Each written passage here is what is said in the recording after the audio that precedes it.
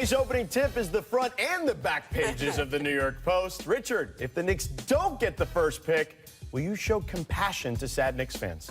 God, no. I will laugh so hard. You know how hard I'll laugh? I'll laugh just as hard as any time Duke loses in the NCAA. There's that Wildcat over there. That's how much I'll laugh. Okay, Spoken Arizona. like a true net. But I'll laugh with you. I'll be honest with you. I'm not laughing, man. This is the biggest lottery for the Knicks since Patrick Ewing. Are there frozen envelopes here too, allegedly? Yes, this is huge. Oh. I've made a career out of making fun of the Knicks, so I feel like this needs to continue. I've made a career just off the Knicks. There you go.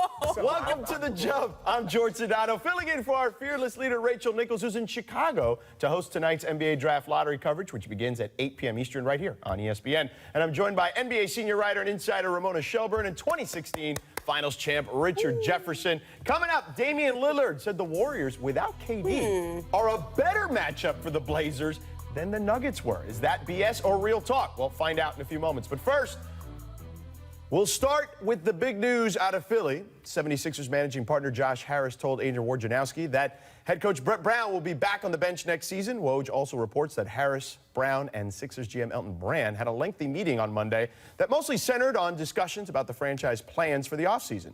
Here's Joel Embiid yesterday on Coach Brown. I just thought it was bull. Man, he's done a fantastic job. I don't think he should have anything to worry about. He's an amazing coach, a better person, and you know, obviously I got a lot of love for him. And you know, if there was someone to blame, I mean, put it all on me. So Richard, is the smart move for them? Is this a smart move for them despite the fact that Embiid's endorsements here, and there was speculation, obviously, that Embiid was the player most unhappy with Brown? Well, no, and that's what I like about this. Like, Embiid has, even though there's been some up and downs, I think he's shown maturity in this postseason. I love the fact that he's like, yo, this wasn't the coach. This was me. This was me being sick. This was me not stepping up. Coach has done a great job, and I think as a leader, you know, you hear so many things about, you know, franchises and coaches and best players. So when your best player steps up and says, no, I need to play better, and I think Coach did a great job, I think that shows a lot of maturity. Ramona, let me ask you this, but there was a lot of scuttlebutt that Embiid was maybe not so happy with Brett Brown. Was that maybe the case, and maybe he realized, okay, you know what? Brett has shown me that he can take up for me, right? When Joel maybe had some moments in the playoffs where he didn't play so well, he was sick. Brett Brown stood up tall for Joel Embiid. Do you think that maybe played a factor in this? Well, Brett's always stood up tall for Joel Embiid, Yeah? and I think Joel recognizes that because both of them have been there throughout the entire process, right? Like they've seen this thing from beginning to end, and I think Joel has a lot of loyalty for Brett. I don't know that the scuttlebutt was necessarily that Embiid wanted him gone. Like I think it was just a general organizational issue, and some of that was heightened when the owner came out and said, if we, you know, we're expecting to have a better playoff run this year. But from what I'm told, Brett Brown and the owner Josh Harris had conversations throughout the season where Brett felt very comfortable in that last series against the Toronto Raptors about his position. Now, that's not to say that if they would have lost to the Brooklyn Nets in the first round, things would have been all rosy, but he had a reasonable level of confidence in that series, so I don't think it did come down to Game 7. And I also think that you can't really discount the idea that when Monty Williams took the Phoenix Suns job, the one guy that there was an expectation that maybe he would be the guy in line to get Perhaps Monty, right? was no longer there. Right? So Yeah, makes sense. Why would you punt on Brett Brown after everything he's taken this franchise through when the guy that you could reasonably expect to be a successor, or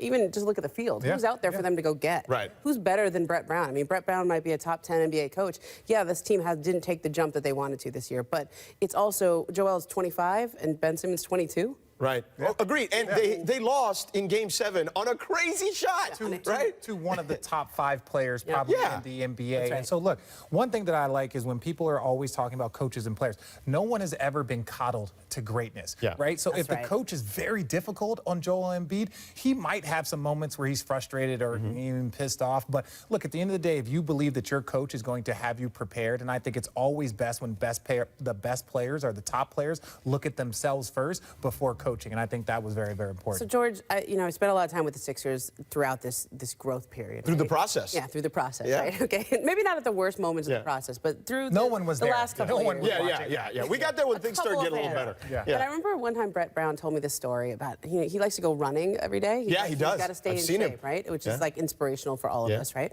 But Brett and I go, so what do you listen to? Are you listening to music? Or he goes, sometimes I don't. Oh, Sometimes that's I'm just scary. quiet. Yeah. And I go, well, what are you thinking about it? And he's like, I'm always thinking about how to get the best out of these guys. Because I think he sees in Ben Simmons and Joel Embiid and the players that they have drafted there what a special group this can be. And it reminds him a lot of what the Spurs had with Tim Duncan and Manu Ginobili, Tony Parker, and how they grew those three players into a great culture, a dominant team, a dynasty. That's what he's been tasked with, and that's what he's been thinking about the whole time. So why bring somebody new in?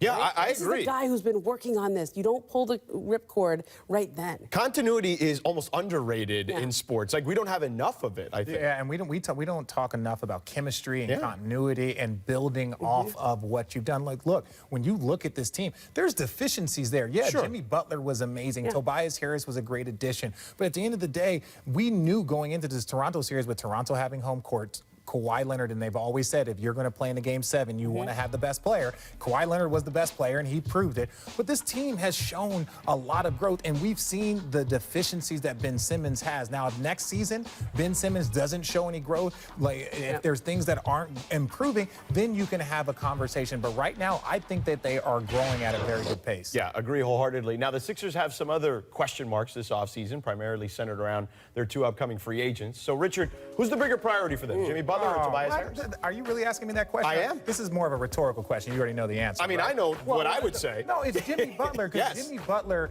is the person that late game, right? We know that Ben Simmons isn't that guy. We know it, and he might not ever be that guy. We also know that Joel Embiid has a little bit more growth to do before he becomes that last minute and a half guy. But right now, you have a very good one in Jimmy Butler. I think Tobias Harris, as much as I like his game, I think he could help a lot of teams. But right now, I don't think Tobias Harris is that guy for them. Even though he's younger?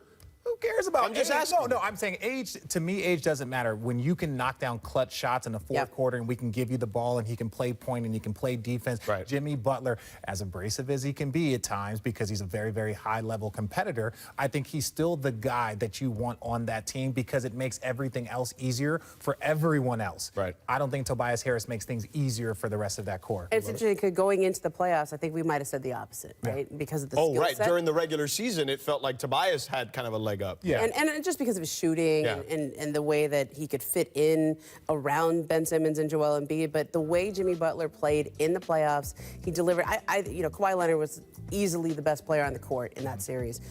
I could make an argument that Jimmy Butler was a better player than anyone else besides Kawhi yeah. Leonard. Yeah. Right? I mean, Joel Embiid should be that guy, but he was hurt for the series. He was, clearly he needed to get into better shape. I think his injuries hurt him in also because he wasn't in shape, and then you can't train because of your injuries. But Jimmy Butler carried them in this They did. playoff series. Yeah, he he did. delivered, and I think when they go forward, like you need more of that. Well, and there seems to be a relationship with him and Joel Embiid, That's right? evolved, yeah. I don't think it was a great relationship at first. I think Right. it took a while for them to find their footing, but they sort of bonded over their competitiveness. Both Yeah. of them are crazy competitors. Yeah, no, and that's the best thing that you want from a young core of guys. You want someone that's pushing them, that's challenging them, that is making them take that next step. And I love Tobias Harris. I think Tobias is going to get a great contract. I think he could be great on another team. But I think if you had to pick between which guy you're going to keep, I think Jimmy Butler, hands down, is the right answer. All right, let's shift our attention back to the NBA Draft Lottery. That'll be held tonight in Chicago. The Knicks are tied with the Cavs and Suns for the highest odds of securing the Let's number one go pick, Suns. which we all assume will be Let's Zion go Williamson. So, Ramona, how valuable would the number one pick be as a trade chip? And would it be in the Knicks' best interest to trade Zion's draft rights? No. Okay. Don't. All right. Don't trade Zion. Because it just depends. Like, I look at it I as know. who comes in free agency. I know. Look, I can tell you, having talked to the Knicks, their number one priority is right now getting the number one pick, Zion Williamson. But how can that be a priority? Like you like, don't, you can't but the control ball. it. They don't know. But, There's a They have an juggling 86% chance of not getting it. Yeah. Who is the player? Okay, like of all the possible options. Okay, there's Zion Williamson, there's John Morant, Right. there's the potential of Kevin Durant in free agency, Anthony Davis via trade, Kyrie. I think Zion Williamson is number one at the top of that That list. is that Of is all of those that options, I think still Zion is goes. number one. And that's why I don't want the Knicks to get it, because even then, that makes absolutely no sense. Right. If you can get any player, the fact that you would want Zion, who I think is great, over Kevin Durant, Right. That over doesn't make Kevin sense. Durant, makes no sense. But that's the Knicks. That's their thinking. That's what they do, and that's why they belong where they belong. Yeah. At the bottom, just praying for percentages and lottery balls. So makes no sense. I don't think it comes down to do they win the lottery, because I think that number 2 pick with John Morant is really important. I think there's just as many. Everybody wants Zion. There's value there. But John Morant is seen around this league as a potential future All-Star. Yeah. And I think in a league where the point guard position is so important, a team like Phoenix, a team like the Knicks that really need a great think about point if they guard. got the number 2 pick and Kyrie wants to come. What do you do then? Do you go after Ja? Because you can't have Ja backing up Kyrie. No, you trade it. Yeah, but Well, they that's also what- have Dennis Smith Jr. But yeah, traded so for. you have a lot of depth in the guard position, and if Kyrie wants to go there, you don't turn down Kyrie for potential All-Stars. So The big thing that you need to look at with the Knicks, once we know where they fall in the lottery, is do they get involved again with Anthony Davis? That is the trade that's out there. Well, if they land Kevin Durant and Kyrie, it would behoove them to at least try, right? yeah. Well, look, I'll interpret your silence as a yes. Well, I'll say this. I like R.J. Barrett, too. I think R.J. Barrett is one of those guys Good that player. could be ready to play right now. Yeah. Not kind of in a Tatum, in a Jaylen Brown type way. Sure. Maybe he's not an all-star right now. Maybe he's not averaging 20 points. But if you had Kyrie, if you had KD, and then all of a sudden you have a very good young player that can give you 10 to 12 points consistently and play in a lot of different ways, I think you start looking at him if AD is not on the board. I have a question. Are you just trying to diminish expectations for Knicks fans? So don't get too excited. Are you trying to? Oh, no, he wants build on ultimate it? disappointment, I feel like. Because if you really want ultimate disappointment, you should go the other way. You should build them up today. Okay, how about this? You're going to get everyone. I guarantee the Knicks are going to get the number 1 pick, and they will make a better pick than the Giants did with Daniel Jones. Because there is a world in Oh, which look they at you could- throw extra shade. Because you know Knicks fans are generally Giants fans. That's how Now this he's generally just mean. works. He's just Now mean. he's Daniel being mean. Jones. He's being mean. Number All 1 pick. Coming up next, what's the better option for Kyrie in free agency, the Celtics or the field? Kyrie's teammate Terry Rozier was on Get Up earlier today, so stick around to hear what his take was on Irving. But first, it's time for this distant replay from this date in 1997, featuring one of the most memorable NBA brawls of all time. I know what this one is. Someone dragging a leg? Is someone getting... No, it's Charlie Ward getting flipped over. Oh, boy. Cutting out P.J. Brown's knees. You deserve